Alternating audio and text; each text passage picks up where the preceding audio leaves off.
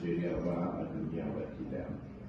Haka kuma muna kira da samari da su zama ba masu tayar da hankali ba a wurare daban-daban da harkar zaɓe da za a gudanar a gaba. Su sani cewa idan aka tayar da hankalin al'umma zaɓen ba zai yiwu ba, kuma a ƙarshe demokradiyyar da ake ƙoƙari ta tabbata da samu tasgaro ba a samu tafiya da ake da bukata a wannan ƙasar taro baki daya.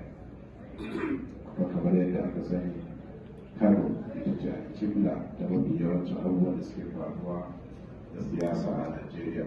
Ita kuma Najeriya ita ce a kibla da kusan da Afirka baki daya. Kamar kira ga al'umma su yi ƙoƙarin kyautata al'amuransu musamman a yawon ƙuri'a da sankar da dukkan abubuwa da al'umma baki daya.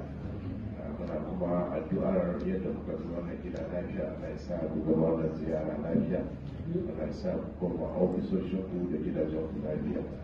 Taro da za ku je a gudanar yanzu a jami'a, muna addu'a ya sa dukkan abin da za a tattauna su zama alkhairi da al'umma baki daya.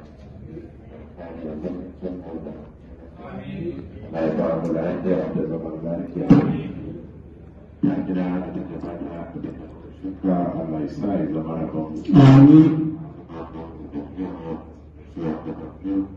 Suka koma ga Ubangiji, Allah ya jaddada musu rahama. Amin. Allah ya ci gaba da babu albarkacin su. Amin. Idan ba da biyayi, Allah ya sa mu cika da imani. Amin. Assalamu alaikum.